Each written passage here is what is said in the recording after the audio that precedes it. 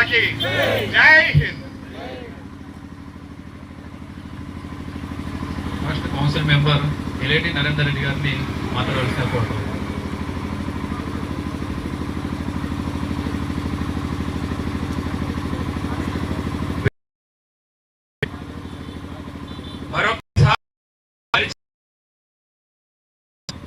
ఎందుకంటే రైతులకు వ్యవసాయం సహాయం చేయడమే తెలుసు, చెరుకులోని తీపిదనం ప్రజలందరికీ తినిపేయడం తెలుసు.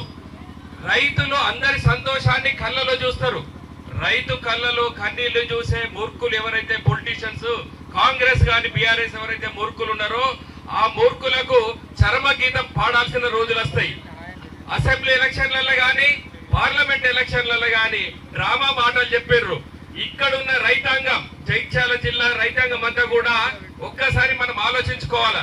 మక్కల ధరల కొరకు కానీ, పసుపు బోర్డు కొరకు కానీ, చెరుకు రైతు కొరకు కానీ, వరి మద్దతు ధరల కొరకు కానీ ఏ రకంగా అయితే ఉధృతంగా ప్రజలందరూ చైతన్యవంతమై ఉద్యమాలు చేసిండ్రో, ఇప్పుడు వచ్చే స్థానిక సంస్థల ఎలక్షన్లను దాన్ని ఆసరా చేసుకొని పనులు, ఇప్పుడు వ్యవసాయ పనులు వరి నాట్లు అయిపోయినాక ఇండ్లలో పడుకోకుండా మళ్ళీ మనందరం ఉద్యమించాల్సిన అవసరం వస్తుంది.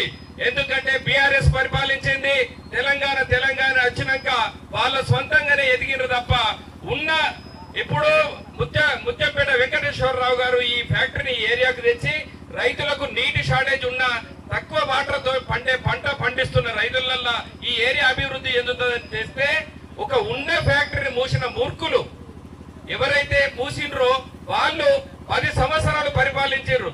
వాళ్లకు చేత కాలేదు. వచ్చిన కాంగ్రెస్ దీనికి ఒక 500 కోట్లు ఇవ్వడం అనేది చాలా సింపుల్.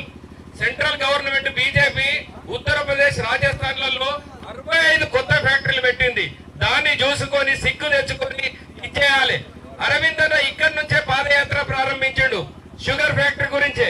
ఇది పసు బోర్డు కష్ట సాధ్యమైనదే పసు బోర్డు సాధించాడు ఆల్ ఇండియా లెవెల్.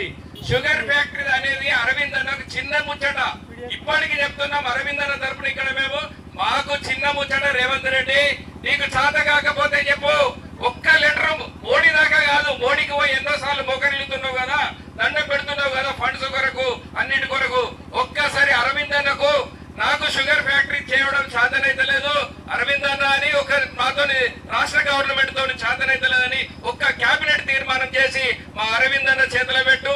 మా అరవింద్ అన్న నియోజకవర్గంలో పార్లమెంట్ నియోజకవర్గంలో ఉన్నది కాబట్టి దీన్ని స్థానిక సంస్థల ఎలక్షన్స్ కు ముందే మేము సెంట్రల్ గవర్నమెంట్ నుంచి అనౌన్స్ చేస్తామని ఈ రైతాంగం ముందర మేము అన్న తరపున మాటిస్తున్నాం. ఎందుకంటే మాటిస్తే మడమదిప్పడు. ఇక్కడి నుంచే తన రాజకీయ ప్రస్థానం ప్రారంభమైంది కాబట్టి ఇప్పటికైనా బుద్ధి తెచ్చుకొని ఈ స్థానిక సంస్థల ఎలక్షన్స్ కు ముందే రైతు కళ్ళల్లో ఆనందం చూడండి. మీకు చేత కాకపోతే చేత కాదని ఓపెన్ గా ఒప్పుకోండి. అప్పుడు మేము గిట్ట లేకపోతే మేము కూడా దీన్ని ఛాలెంజ్ ను స్వీకరిస్తాం. తన తరపున మాట ఇస్తా ఉన్నాం. స్థానిక సంస్థల ఎలక్షన్స్ కు ముందే మేము అక్కడి నుండి మాట తెప్పిస్తాం సెంట్రల్ గవర్నమెంట్ నుంచి. ఎందుకంటే ఆల్ ఇండియా లెవెల్లో 65 ఫ్యాక్టరీలు ఆల్రెడీ ఓపెన్ చేసిన ఘనత ఉన్నది. 1000 కోట్ల రామగుండాన్ని స్థాపించడం, 600 కోట్ల రూపాయలు ఇచ్చి రామగుండం ఫ్యాక్టరీని తెచ్చిన సెంట్రల్ గవర్నమెంట్. ఒకప్పటి భారతదేశం కాదు కాంగ్రెస్ నాయకులారా, మీరు చేసిన అప్పులన్నీ, ప్రపంచంలో ఉన్న అప్పులన్నీ కూడా తీర్చినాం. మీకు ఈ షుగర్ ఫ్యాక్టరీ బీజేపీకి సెంట్రల్ గవర్నమెంట్ కు ఒక లెక్కనే కాదు. ఎందుకంటే మాటలు చెప్పే నాయకుడే కాదు, దమ్మున్న నాయకుడు ఉన్నాడు. మాటలు చెప్పిన కవితక్క లాంటి వాళ్ళే జరిగిపోయినరు.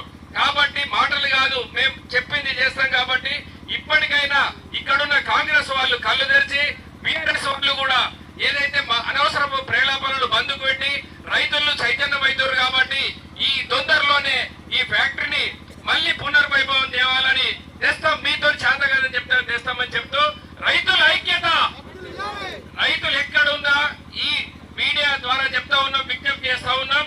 ఇంతకు ముందు ఇక్కడ రైతు నాయకులు కూడా వేదిక మీద ఉన్నారు.